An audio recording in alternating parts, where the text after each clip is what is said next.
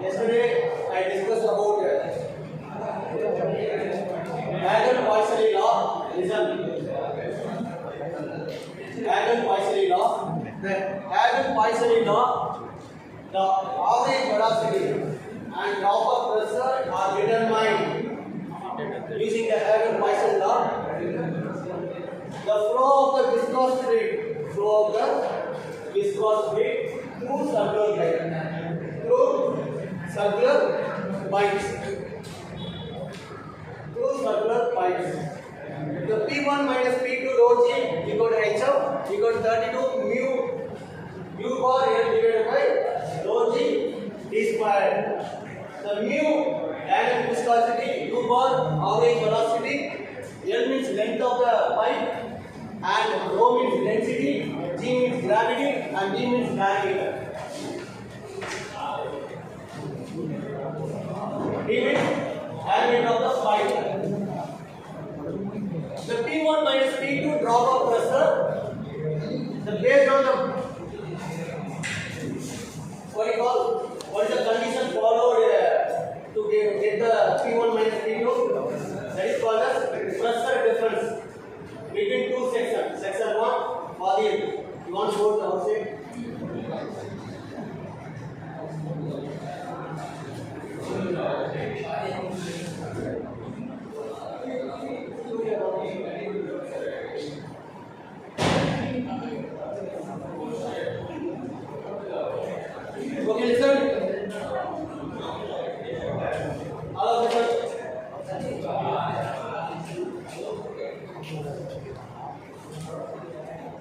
Yesterday I successfully completed module 3.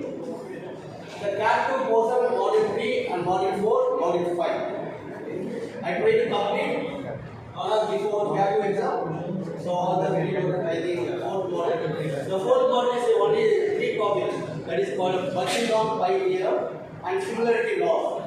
The based on the units, we are going to take the dimensional analysis. That is called as dimensional analysis. Easily you can understand based on the unit. It is widely used in the mathematical subject. And our fluid mechanics based on the physics and mathematics. Okay, listen. Yesterday I started module 5, hydraulic machines. Hydraulic machines. The machines nothing but already I given the first class. Why we need to study this subject? After completion of the mechanical course, you are going to make the design. You are going to make the design of the turbine, design of the pump, or design of machine component, everything. That's why you are studying design of machine element, design of machine elements, design of machine elements. Listen. Hydraulic machine is nothing but consists of study of the turbine and pump. Yesterday I given the introduction for hydraulic machine consists of study of the turbine and pumps. The turbine nothing but hydraulic energy converted into mechanical energy. What is the pump? The mechanical energy converted into hydraulic energy. So these are classification of the hydraulic machines.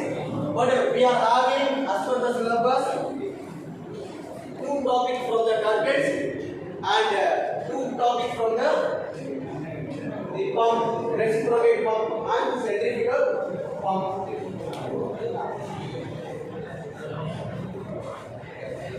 Reciprocating pump and centrifugal pump already many pump experiments are completed during lab experiment. You know how it is working. What are the formula needed at the time of conducting the experiment. After taking the reading, you go to substitute the values and find the unknown values. Find the unknown values. What is the output? Unknown value means output. Okay. Whenever you are giving input into the machine can give the output. Yes? Yes or no? Yes or no? Okay, now I am going to take the centrifugal pump. Now noted this one.